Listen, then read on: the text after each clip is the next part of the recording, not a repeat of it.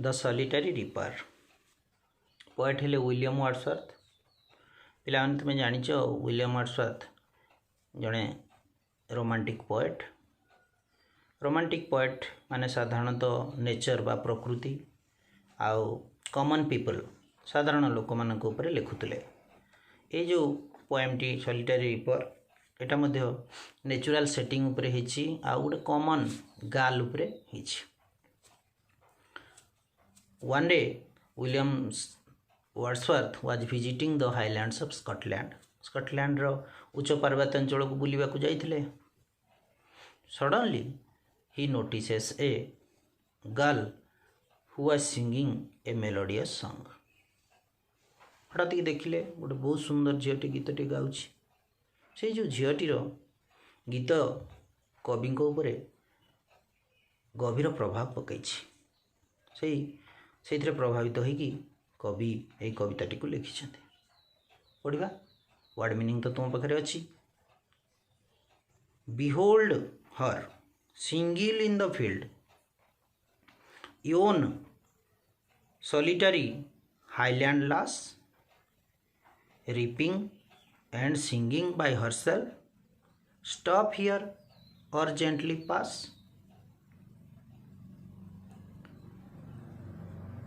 Behold means look at her single in the field. The poet is visiting the highlands of Scotland and there were some other travelers also. आउ किसी traveler भी से जाउथुले। The poet saw a girl working in the field and singing a song. So he requests the other travelers to look at her, who was single, who was alone in the field. Yon solitary highland lass, yon means there. Look, a girl is working there alone. She is a solitary highland lass. Highland कहले से Scotland रो उच्च पर्वतांचल को बुझेबो। लास कहले unmarried girl झीटीए highland रो Scotland रो highland रो झीटीए देख केमती हेठी गाउची गीत एकुटिया काम करची। रिपिंग रिप माने होची काटिबा दारे काटिके अमल करिबाटो जे reap. Reaping and singing by herself कहने निजे निजे means there was nobody to help her. She was all alone there. Reaping and singing दुईटा काम से करछि। She is reaping the crops अमल करुछि शस्य को काटुछि आउ singing a song.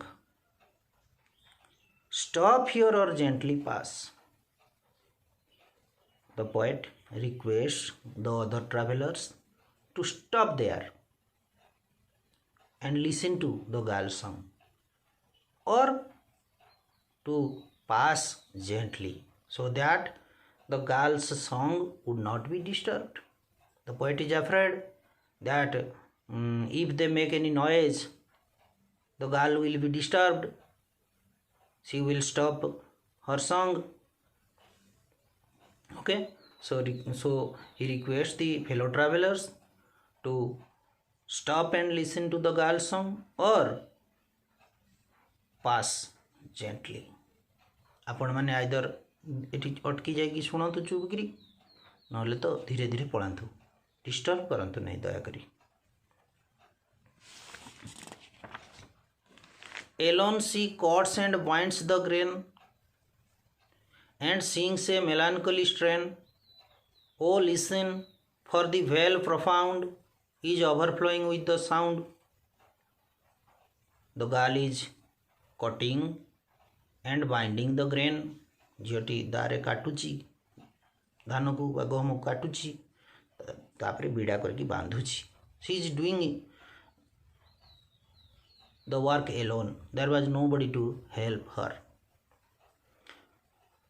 And sings A मेलानकली Singh strain means song and the girl is singing A sad song और sorrowful song. Oh listen, listen से जो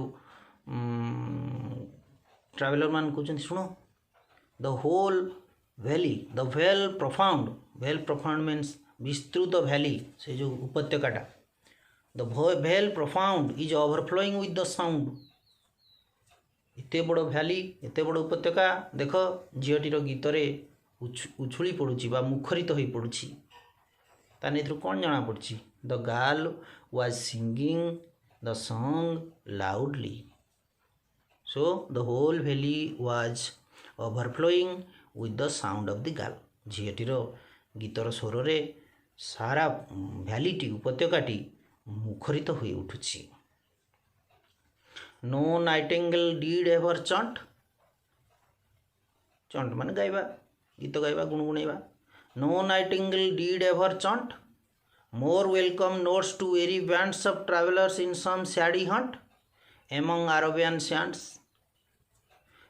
सैंड्स कहले अरबीय मरुभूमि को बुझाऊँगी अरबीय मरुभूमि रे जेतेबेले पथिक माने चली चली जाऊँ बा ऑटो पिठरे भी जाऊँ ना कहीं से माने जेतेबेले क्लांत अनुभव करती से माने सैडी हंट कहले मरुभूमि रे एमती गोटे जगह जोठी की पानी फानी टिके थाए गछलता थाए आम जोटा मरुद्यान बोली कहते से जगार से माने अटकती विश्राम नियंती गछ तले पानी फानी टिके पियंती से समय रे से जो गछ उपरे बसी थाए नाइटिंगेल सुंदर गायक पक्षी सी मधुर गीत गायिकी ये जो पथिक मानकर मन को आनंदित करे किंतु कवि को कौन लगुच जे नाइटिंगेल तो निश्चित भाव एक मधुर गायक पक्षी किंतु ताठू यार गीतर स्वरटा अधिक मधुर कौन सी नाइटिंगेल पक्षी एते सुंदर स्वागत संगीत गाई नथिबे पथिक मानक पई अरबीय मरुभूमि रे से कह no nightingale did ever chant more welcome notes to weary bands of travellers कने क्लांत पथिक दल ग्रुप होगी जाऊँ मरुभूमि रे पथिक माने टायर्ड हो जाती अच्छा no nightingale did ever chant कौन सी नाइटिंगेल पक्षी केबे गाई नथिबे more welcome notes to weary bands of travellers क्लांत पथिक मानंकु केबे हेले कौन सी नाइटिंगेल एते सुंदर पक्षी नाइटिंगेल एते सुंदर गीत स्वागत संगीत केबे भी गायकी शुणाई नथिबे सैडी हंट तो बुझिल मरुद्यान अरबियन सैंड्स कहने अरबियन डेजर्ट को बुझेब तेणु कवि को लगुच जे झीटीर स्वर अत्यंत मधुर माने नाइटिंगेल संगीत ता तुलन में किछि नुह नाइटिंगेल स्वरठू भी ये मधुर गीत गाउछि a voice so thrilling never was heard in spring time from the cuckoo bird बा कोइली केबे गीत गाए स्प्रिंग टाइम बसंत ऋतु रे कवि को लगुच जे कोइली मध्य एते सुंदर गीत गाउनथुव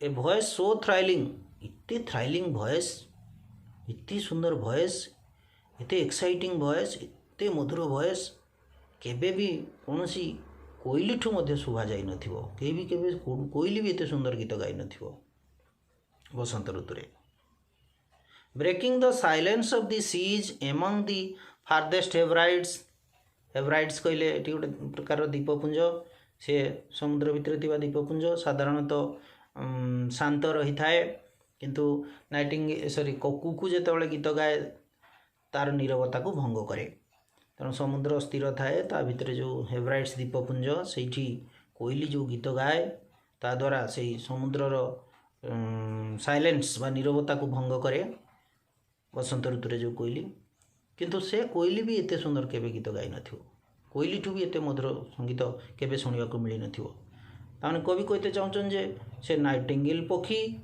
बा कोइली केही भी यार गीत सहित कहारी भी गीत यार गीत सहित सामान नुहे ये समस्त भल मधुर गीत गाउथला will no one tell me what she sings झीटी तार लोकल लैंग्वेज रे गीत गाउथला तांकर स्थानीय भाषा कवि तो इंग्लिश लोक सी आ बुझी पारना तार अर्थटा तेणु सी पचार पथिक मान किए मत कहीपर कि तुम भितर कौन कहीं नुह जी कि मते कहि पारिबो किए से की गीत गाउची कौन गाउची से एक्चुअली ता गीतर सार कथा कौन किए कहि पारिबो कि कवि बुझी पार नांती कारण से तार लोकल लैंग्वेज रे गाउची perhaps the plaintive numbers flow किंतु कवि गोटे जिनस अनुमान करी कहउचंदी बोध हुए से plaintiff numbers means sad music बोध हुए ता कंठरू दुख गीत झरी जाउची कौन से दुख गीत गाउ थाई पारे बोली कवि अनुमान करचंदी ना for old unhappy fair of things and battles long ago बोध हुए कौन सी पुराना दुखकर घटना होई थाई पारे बा कौन सी युद्ध बहुत दिन आगु घटी युद्ध जो थी कि तार किसी प्रियजनकर हुए तो क्षयक्षति होई थाई पारे ताकू नहीं कि सी गोटे दुख गीतटे गाउची कवि एक कथा अनुमान करचंती जदिओ कवि तार अर्थ बुझी पारु नाहांती किंतु गोटे अनुमान करी कहउचंती झीटीर स्वर जे से गोटे दुख गीत गाउची हे तो कौन सी पुराना बहुत दिन घटना दुखद घटना बा कौन सी युद्ध को लेकिन से गीतटे गाउची हो पिला माने आज एति पढ़ी था भलसे बुझी सार पुणी काली मु नेक्स्ट पार्ट को पढ़ेबी।